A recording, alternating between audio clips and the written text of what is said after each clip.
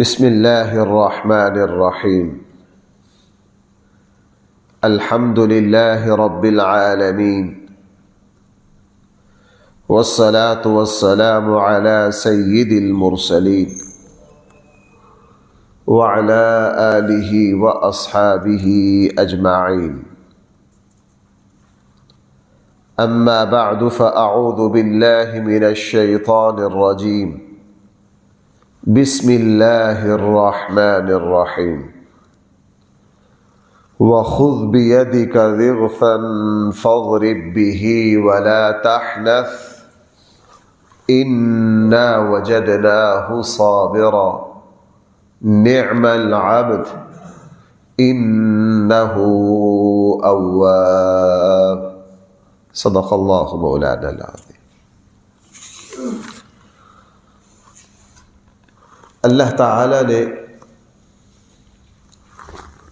اپنے نبی حضرت ایوب علیہ السلام کو حکم دیا، خذ بیدک ضغثا، آپ اپنے ہاتھ میں ایسا گٹھا پکڑ لیجئے، ضغثا یہ کہا جاتا ہے کھجور کی کافی ساری شاخوں کو یا کسی درخت کی ٹہنیوں کو یا وہ چیزیں جن سے صفائی کی جاتی ہے جیسے جھاڑو، کافی سارے تنکوں والی چیز، ان کو پکڑ لیجئے، گٹھے کو پکڑ لیجئے، فَاضْرِبْ بِهِ اس کے ذریعے مار دیجئے، وَلَا تَحْنَثْ اور آپ کی قسم نہیں ٹوٹے گی۔ یہ کیا بات فرمائی اللہ نے؟ آپ اپنے ہاتھ میں جھاڑو لے لیں، 100 ٹہنیاں لے لیں، ایسی چیز لے لیں جس میں 100 تنکے ہوں، وہ ماریے اور اس سے آپ کی قسم نہیں ٹوٹے گی۔ قرآن و سنت میں اس واقعہ کا پس منظر موجود نہیں ہے، لیکن قرآن میں چونکہ اتنی بات آ گئی تو یہ بات بھی 100% سچ ہے۔ پھر یہ واقعہ کیا ہے؟ اسرائیلی روایات میں اس کی تفصیل ملتی ہے، قرآن و سنت میں اس کی تفصیل نہیں ہے۔ اسرائیلی ایک روایت یہ ملتی ہے کہ جس وقت حضرت ایوب علیہ السلام کو تکلیف پہنچی، مصیبت آئی، بیمار ہوئے، جس کا تذکرہ تو خود قرآن میں موجود ہے، اس کی تفصیل موجود نہیں ہے، تو اسرائیلی روایت یہ بتاتی ہے کہ ان کی بیوی نے ان کی بہت خدمت کی، باقی اہل و عیال جو تھے وہ سب، آپ کو پتہ ہے مشکل وقت میں اکثر لوگ کام کے نہیں رہتے، تو ان کی بیوی نے ان کی بہت خدمت کی۔ ایک مرتبہ شیطان جو ہے، یہ اسرائیلی روایت ہے، بائبل میں یہ تفصیل ملتی ہے، اس لیے یقین سے اس کو بیان نہیں کیا جا سکتا، کہ شیطان ایک طبیب، حکیم، ڈاکٹر کی شکل میں ان کے پاس آیا اور ان سے کہا کہ آپ کے شوہر جو بیمار ہیں ان کا علاج بالکل آسان ہے، میں ان کا علاج کر دیتا ہوں، لیکن بس میری شرط یہ ہے کہ جب میں ان کا علاج کر دوں آپ نے یہ کہہ دینا ہے کہ واقعتاً آپ نے علاج کر دیا اور آپ سے شفا مل گئی۔ ان کی اہلیہ بات نہ سمجھی، پاکیزہ نیک خاتون تھی لیکن شیطان کے مکر کو نہ سمجھ سکی، انہوں نے کہا بالکل ٹھیک ہے۔ جب اس بات کا تذکرہ آ کے اپنے شوہر سے کیا تو وہ ناراض ہو گئے کہ یہ تو شرکیہ بات ہے کہ تو نے شفا دی، شفا تو اللہ دیتا ہے، شفا تو کون دیتا ہے؟ اللہ دیتا ہے، تو نے یہ کیا کہہ دیا؟ تو حضرت ایوب علیہ السلام نے غصے میں یہ نظر مان لی کہ میں تمہیں 100 چھڑیاں ماروں گا اس کے سزا پر۔ بعد میں احساس ہوا کہ یہ تو میں نے کیا کہہ دیا، اللہ تعالیٰ سے فریاد کی، اللہ تعالیٰ نے ان سے یہ فرمایا اس کا تذکرہ یہاں بھی ہے کہ آپ ہاتھ میں 100 تنکے لے لیجئے اور وہ اپنی اہلیہ کو مار دیجئے، اور اس سے آپ کی جو 100 چھڑیوں والی قسم ہے بھائی وہ کیا ہو جائے گی؟ پوری ہو جائے گی۔ چونکہ قرآن میں یہ بات آ گئی، اس لیے ہم زیادہ سے زیادہ اس کی تھوڑی سی وضاحت کے لیے اس کو بیان کر سکتے ہیں۔ ہوا پھر اسی طرح کہ حضرت ایوب علیہ السلام نے وہ جھاڑو نما جو بھی چیز ہوگی وہ گٹھا لیا 100، اور اپنی بیوی کو اس طرح مارے، اور اس سے ان کی قسم پوری ہو گئی۔ اللہ تعالیٰ نے ان کو اس طرح اپنی قسم سے نکال لیا۔ یہاں میرے اور آپ کی سمجھنے کی 3 باتیں۔ پہلی بات، ہمارے آقا صلی اللہ علیہ وسلم نے ارشاد فرمایا جب کوئی مسلمان قسم کھا بیٹھے اور وہ قسم کھانا خلاف شرع ہو، دین کے مطابق نہ ہو، اخلاق کے خلاف ہو، تو اس کو حکم یہ ہے کہ وہ اپنی قسم کو توڑ دے، اس پر کفارہ آئے گا۔ مثلا کسی شخص نے قسم کھا لی کہ میں اپنے سگے بھائی سے بات نہیں کروں گا، بھائی اس نے گناہ پر قسم کھائی، رشتہ داری کو توڑنے اور صلہ رحمی کو ختم کرنے کی قسم کھائی۔ یہاں حکم یہ ہے کہ وہ کیا کرے؟ اس قسم کو توڑ دے، چونکہ اللہ کے نبی نے فرمایا ایسی قسم پر باقی رہنا ہرگز جائز نہیں۔ لوگ ناراض ہو کر قسم کھا لیتے میں اپنے بھائی کے گھر نہیں جاؤں گا، انہیں کہا جی میں نے قسم کھائی، اور بھائی اس قسم کو توڑنا واجب ہے تم پر، اس قسم کو توڑنا تم پر کیا ہے؟ ہاں، ایسی غلط قسم کھا کر بھی جب توڑیں گے کفارہ آ جائے گا۔ یہاں بھی کفارہ آیا، کفارہ آ جائے گا، وہ قسم کا کفارہ دے اور اپنی قسم سے نکل آئے۔ ایک بات تو یہاں سے یہ سمجھ میں آ گئی، حضرت ایوب علیہ السلام نے قسم کھائی، نامناسب قسم تھی اپنی بیوی کو مارنے پر، اللہ تعالیٰ نے ان کو فرمایا کہ اپنی قسم سے یوں نکل آئی۔ دوسرا مسئلہ کہ آیا اپنی بیوی کو مارنا جائز ہے یا نہیں؟ اپنی بیوی کو مارنا جائز ہے یا نہیں؟ 5ویں پارے میں قرآن کریم نے یہ ارشاد فرمایا اگر بیوی میں نافرمانی آ جائے تو اس کی ترتیب بتائی ہے کہ یوں کرے یوں کرے، 3-4 باتیں قرآن نے بیان کی ہیں۔ اس میں بالکل ایک لفظ ملتا ہے کہ وہ تربیت کے لیے، تعدیب کے لیے، اصلاح کے لیے اپنی بیوی کو مار سکتا ہے۔ یہ کس کا حکم ہے؟ قرآن کا۔ بھائی یہ کس کا حکم ہے؟ اس کو صحیح سمجھنے کی وجہ سے بہت غلط فہمی ہوتی۔ اچھے خاصے پڑھے لکھے بلکہ عالم کہلانے والے لوگ بھی، مدرسوں کے پڑھے ہوئے لوگ بھی غلطی کرتے۔ قرآن نے اتنا فرمایا کہ مار سکتے ہیں، کس کے لیے؟ غصہ نکالنے کے لیے، ظلم کے لیے نہیں، بھڑاس نکالنے کے لیے نہیں، تربیت کے لیے مار سکتے ہیں۔ اب قرآن نے اس بات کی اجازت دے دی، اس کو پھر عملاً کھولا نبی کریم صلی اللہ علیہ وسلم نے۔ پہلی بات، آپ علیہ السلام کی اپنی سیرت طیبہ میں یہ ہے کہ آپ نے زندگی میں کبھی بھی اپنی کسی بیوی پر ہاتھ نہیں اٹھایا۔ نمبر 2، ہمارے آقا صلی اللہ علیہ وسلم کا یہ ارشاد ہے کہ میری امت کے معزز لوگ جو ہیں وہ کبھی بھی اپنی بیوی پر ہاتھ نہ اٹھائیں۔ اس سے پتہ یہ چلا کہ قرآن نے جس چیز کی اجازت دی ہے لازم نہیں کہ آپ نے ضرور اس کو کرنا۔ وہ قرآن کریم نے 4 شادیوں کی اجازت دی ہے، اس کا کیا مطلب ہر کوئی 4 شادیاں کرے؟ نہیں، قرآن کریم نے طلاق کی اجازت دی ہے۔ ایک صاحب میرے پاس آ کہنے لگے جی جب اجازت دی ہے تو پھر مار کیوں نہیں سکتے؟ میں کہ جب طلاق کی اجازت دی ہے پھر طلاق دے کیوں نہیں سکتے؟ دے دو۔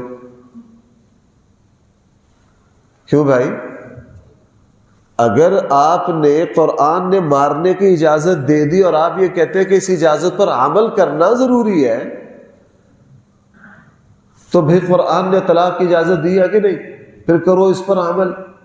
ہر اجازت ملی ہوئی چیز پر عمل کرنا ضروری نہیں ہے۔ یہ کس نے کہہ دیا کہ قرآن نے اگر اس کی اجازت دی ہے؟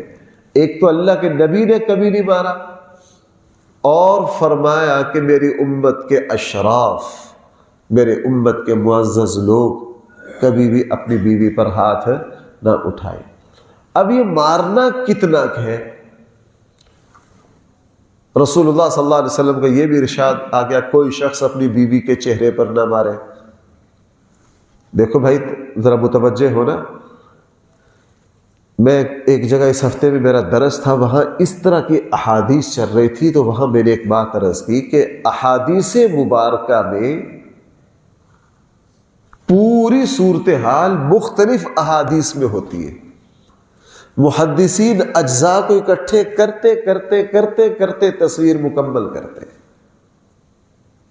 اسی طرح محدثین کیا کرتے ہیں، اگر ایک پورا مسئلہ 40 احادیث میں ہے، بھائی کتنے احادیث میں، میں بطور مثال کہہ رہا ہوں، تو محدثین کیا کریں گے، پہلی وہ حدیث لائیں گے جس میں بہت معمولی سی بات ہے، پھر اس سے تھوڑی سی زیادہ والی نمبر 2 پر، اس سے زیادہ والی نمبر 3 پر، اس سے زیادہ والی نمبر 4 پر، کرتے کرتے 40 احادیث کو ترتیب سے پرو دیں گے۔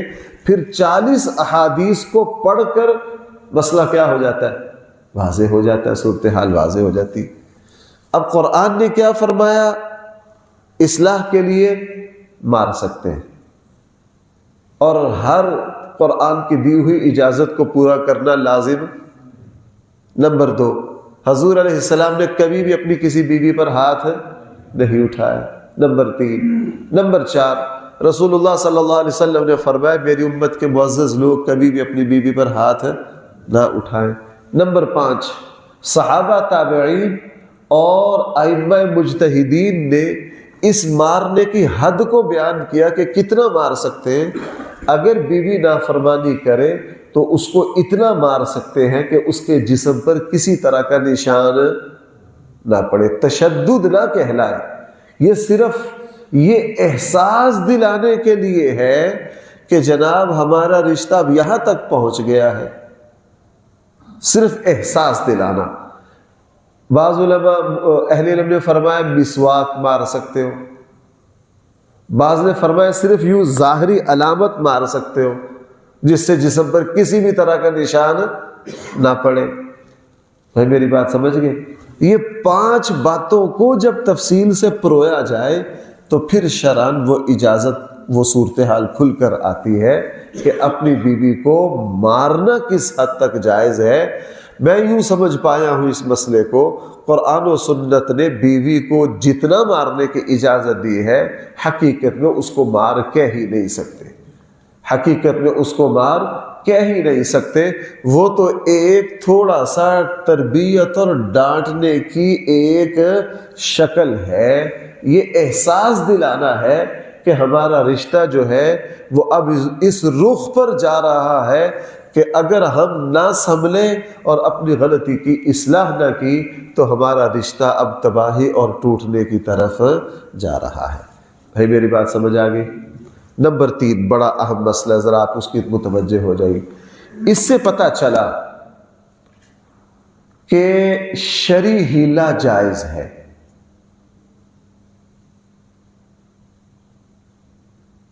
بھائی دوبارہ سن لو، اس سے پتہ چلا شرعی ہیلہ کیا ہے۔ انہوں نے کہا میں اپنی بیوی کو کتنی چھڑیاں ماروں گا؟ اللہ تعالیٰ نے کیا کہا، آپ کیا کیجئے، جھاڑو لے لیجئے۔ طریقہ بتایا، آپ یوں مار لیجئے تاکہ آپ اپنی قسم سے نکل آئیں۔ یہ کس نے بتایا؟ سنن ابی داؤد میں ایک حدیث ہے، ایک شخص سے جو حد درجہ بوڑھا، نحیف اور ایسے مرض میں مبتلا تھا کہ اس کی ہڈیاں کسی وقت بھی ٹوٹ سکتی تھی، اس سے گناہ ہو گیا جس پر شرعی حد آتی تھی۔ صحابہ اکرام نے یہ مقدمہ حضور کی خدمت میں پیش کیا اور بتایا اللہ کے نبی اگر اس کو اٹھا کر آپ تک لایا جائے تو ہو سکتا ہے اس میں بھی اس کی ہڈی ٹوٹ جائے، وہ ایسی بیماری میں مبتلا ہے۔ رسول اللہ صلی اللہ علیہ وسلم نے فرمایا تم ایسے کرو کہ کھجور کی وہ شاخ لے کر جس پر 100 پتے ہو اس کو مار دیے جائیں تاکہ شرعی تقاضا کیا ہو جائے، پورا ہو جائے۔ اب صحیح حدیث بھی آ گئی، قرآن کی آیت بھی آ گئی۔ بعض لفظ ہم نے بدنام کر دیا، حلالہ کو بدنام کر دیا۔ اگر کوئی سادہ لفظ حلالہ بولے نا، میں اس پر سختی سے روکتا ہوں۔ لفظ بولا کرو شرعی حلالہ۔ وہ کیا ہے؟ ایک شخص اپنی بیوی کو 3 طلاقیں دے دے، اب یہ پہلے شوہر کے پاس جانا چاہتی ہے۔ شریعت کا اصول کیا ہے؟ حتی تنکح زوجا غیرہ۔ خود صحیح احادیث میں حضور کے پاس آئے، اللہ کے نبی نے فرمایا یہ خاتون کسی دوسرے مرد سے نکاح کرے اور پھر اسی کے ساتھ زندگی گزارے۔ پھر کیا کرے؟ دوسرے شوہر کے ساتھ سال 2 سال 3 سال 10 سال 12 سال کے بعد دوسرے شوہر کا انتقال ہو گیا، یہ دوسرے شوہر سے بھی نہیں بنی، وہ طلاق دے دے تو پھر یہ پہلے شوہر کے پاس، بھائی بولیے، یہ شرعی حلالہ ہے۔ اس کی اجازت کس نے دی ہے؟ حتی تنکح، قرآن کی آیت ہے بھائی، حتی تنکح زوجا غیرہ، یہاں تک کہ وہ دوسرے مرد سے کیا کرے؟ نکاح کرے۔ اب ہمارے یہاں کچھ لوگ وہ کہتے ہیں جی نہیں یہ تو، اور بھائی شرعی حلال، ہاں وہ حرام ہے کہ 3 طلاقیں دے دی تو ایک رات کے لیے کسی دوسرے سے نکاح کرو، اگلے دن طلاق دلوا کے پہلے کے پاس لے آؤ، وہ حرام ہے بھائی۔ وہ کیا ہے؟ وہ لعنت ہے اور وہ حرام ہے۔ یہی مسئلہ ہیلے کا ہے۔ ہمارے یہاں بعض لفظ بدنام ہو گئے اور کہتے ہیں جی وہ ایک مرتبہ کئی سال پہلے میری جمعے کی تقریر میں ایک لفظ نکل آیا کہ اللہ کے نبی سے عشق و محبت رکھنا، ایک صاحب بحث کے لیے آگے کہ جی یہ عشق کی نسبت کس کی طرف کرنا؟ حضور کی طرف، یہ بے ادبی ہے۔ میں نے کہا بالکل بے ادبی نہیں ہے، تمہارے ایک بڑے نے یہ بات لکھ دی تو تم اسی پر پکے ہو گئے۔ بھائی عشق جو ہے یہ کوئی برا لفظ نہیں ہے، علامہ اقبال جیسے بڑے بڑے شاعروں نے اس کو استعمال کیا، اور جو عربی جانتے ہیں، عربی جانتے ہیں، لفظ یہ عربی کا ہے، عربی میں عشق کا لفظ ہر جگہ محبت کے معنی میں عشاق، عرب عام بولتے ہیں عشاق فلاں۔ اگر آپ کو کوئی قاری پسند ہے، کوئی عالم پسند ہے نا، تو وہ کہیں گے عشاق فلاں، یہ فلاں سے لگاؤ رکھتا ہے۔ یہی معاملہ ہیلے کا ہے۔ تو ہم نے ہیلے کو بدنام کر دیا۔ یہاں ہیلے کا لفظ، یہاں ہیلا خود کون بتا رہے ہیں؟ میں بولیے ذرا، اللہ تعالیٰ حضرت ایوب علیہ السلام کو بتایا، اور خود حضور علیہ السلام نے ایک ہیلا۔ اس لیے شرعاً ہیلا بالکل جائز ہے، ہاں اس کی علماء نے شرطیں لکھی ہے کہ وہ ہیلا حرام کو حلال کرنے کا نہ ہو۔ بھائی وہ ہیلا کیا؟ اور وہ ہیلا کسی کو دا لگانے فراڈ کرنے کا نہ ہو، اور وہ ہیلا شریعت کے مقاصد کو تباہ کرنے کا نہ ہو۔ مثلا ایک شخص ہے اس کے اوپر زکوٰۃ فرض ہے، اس کے پاس 40 لاکھ روپے زکوٰۃ فرض ہے۔ اب پتہ رمضان آ رہا، رمضان میں 20-22 دن رہ گئے، اس نے کہا یکم رمضان کو میرے اوپر زکوٰۃ فرض ہو جائے گی۔ وہ اپنا سارا مال اپنی بیوی کو ہبہ کر دیتا ہے۔ اپنا سارا مال کس کو ہبہ کر دیتا ہے؟ اپنی بیوی کو، تاکہ زکوٰۃ نہ دینی پڑے۔ اور 6-7 مہینے کے بعد بیوی دوبارہ اس کو ہبہ کر دیتی ہے تاکہ کسی پر بھی سال پورا نہ ہو۔ اب یہ ہیلا ہے، یہ شریعت کے مقاصد کو تباہ کرنے کے لیے، زکوٰۃ سے بچنے کے لیے ہے۔ بھائی یہ کیا ہے؟ یہ بالکل حرام ہے۔ بھائی میری بات سمجھ پا رہے ہیں؟ یہ ہیلا بھی کیا ہے؟ بالکل۔ حاصل یہ ہو گیا، 3 باتیں میں نے آپ سے عرض کی ہے۔ جو قسم شرعاً درست نہ ہو اس کو توڑنا، اس کا کفارہ دینا کیا ہے؟ واجب ہے۔ نمبر 2، اس سے پتہ چلا کہ اپنی بیوی کو مار سکتے ہیں، اس کی تفصیل کیا ہے؟ بس اتنا سن لیتے ہیں کہ مار سکتے ہیں، بس اگلی تفصیل نہیں سنتے، اگلی وضاحت نہیں سنتے۔ نمبر 3، شرعاً ہیلا کیا ہے؟ بالکل جائز ہے۔ شرط یہ ہے کہ وہ ہیلا حرام کو حلال کرنے کا نہ ہو، وہ ہیلا کسی کو نقصان پہنچانے کے لیے نہ ہو، اور وہ ہیلا کسی شرعی مقصد کے خلاف نہ ہو. تو شرعن ایسا ہلا کرنا کیا ہے؟ بالکل جائز ہے. خود اللہ کے نبی نے ایک اور ہلا کی مثال لے لیجئے. بھائی آپ سمجھ رہے ہیں میری بات؟ تھوڑا سا چونکہ یہ فقہی چیزیں ہوتی ہیں، باریک ہوتی ہیں. اسلام کا اصول ہے کہ جنس کا تبادلہ جنس سے کیا جائے نا تو برابر سرابر ہو. نئے چاول آپ بیچ رہے ہیں پرانے چاولوں کے بدلے میں، تو آپ کو پتہ پرانا چاول مہنگا ہوتا ہے اور نیا چاول کچھ سستا ہوتا ہے. اسلام کا حکم ہے جب بیچنا ہے آپس میں جنس کا مقابلہ جنس سے کرنا تو برابر ہونا ضروری ہے. اگر ایک طرف 50 کلو کا توڑا ہے تو دوسری طرف بھی 50 کلو کا. پرانے والا یہ نہیں کہہ سکتا میں پرانے دے رہا ہوں، میں نے 45 دینے ہیں، تو نیا دے رہا ہے، تو نے کتنے دینے ہیں؟ 50 کلو. یہ نہیں کہہ سکتا، برابر سرابر ظلم وغیرہ سود ہو جائے گا. اب اللہ کے نبی کے سامنے صحابہ اکرام نے عرض کیا اللہ کے رسول ہم کھجوروں کا تبادلہ کرتے ہیں، ایک طرف نئی اور تازہ کھجور ہوتی ہے اور دوسری طرف پرانی اور ردی کھجور ہوتی ہے. نئی کھجور مہنگی ہے، پرانی کھجور کیا ہے؟ ہم تبادلہ کرتے ہیں. اب تبادلہ میں برابر سرابری وہ نہیں کرتے تھے. نئی کھجور والا کہتا تھا میں 10 من دوں گا، تو نے مجھے پرانی 15 دینی ہے، اور یہ اسلام میں جائز نہیں. اب ہم کیا کریں؟ اللہ کے نبی نے فرمایا تم ایسے کرو. اب اللہ کے نبی نے ہیلا بتا دیا. یہ ہیلا نہ بے ایمانی کے لیے، نہ توبہ نعوذ باللہ فراڈ کے لیے. اگر ہوتا تو ہمارے آقا لگے تھے بتانے، سوال ہی پیدا نہیں ہوتا. ہمارا آقا نے فرمایا تم کھجور کا تبادلہ نہ کرو اس طرح، تم اس طرح کھجور کا تبادلہ نہ کرو. تم ایسے کرو، نئی کھجور کا ریٹ اگر ہو گیا 10,000، کتنا؟ 10,000، اور پرانی جو کھجور 15 من ہے اس کی قیمت بھی ہو گئی 10,000. تم ایسے کرو کہ نئی کھجور جو ہے نا، نئی کھجور یہ 10,000 میں اس کو بیچ دو جس کے پاس پرانی،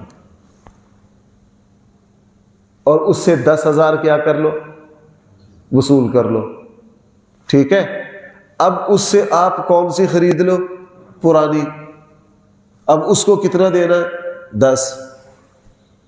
اب قیمت کا تبادلہ کر لو، اصل چیز کا تبادلہ نہ کرو. چونکہ اصل چیز کا تبادلہ کرو گے برابر سرابری ضروری ہے. اب یہاں اللہ کے نبی نے ایک طریقہ بتا دیا جو کیا ہے؟ بالکل جائز ہے. یہ کسی کو دا لگانا بھی نہیں، حرام کو حلال کرنا بھی نہیں، بلکہ اپنی ایک کیا ہے؟ ضرورت کو پورا کرنا ہے. اپنی ایک ضرورت کو پورا کرنا ہے. اس لیے قرآن کی اس آیت سے یہ بات سمجھ میں آ گئی. اب ترجمہ دیکھیے. خذ بیدک ضغثا، اپنے ہاتھ میں جھاڑو نما تنکو والی کوئی چیز پکڑ لیجئے، فضرب بہ، اس کے ذریعے ماریے، ولا تحنث، آپ کی قسم نہیں ٹوٹے گی، انا وجدناہ صابرا، ہم نے ایوب علیہ السلام کو صبر کرنے والا پایا. نعم العبد، وہ بہترین بندے تھے ہمارے. انہ اواب، بے شک وہ ہماری طرف رجوع کرنے والے تھے. اللہ تعالی ہم سب کو صحیح سمجھ عطا فرمائے. الحمدللہ رب العالمین، والصلاة والسلام علی سید المرسلین وعلی آلہ واصحابہ اجمعین. ربنا آتنا فی الدنیا حسنہ وفی الآخرۃ حسنہ وقنا عذاب النار. صلی اللہ تعالی علی خیر خلقہ سیدنا مولانا محمد وآلہ واصحابہ اجمعین برحمتک یا ارحم الراحمین.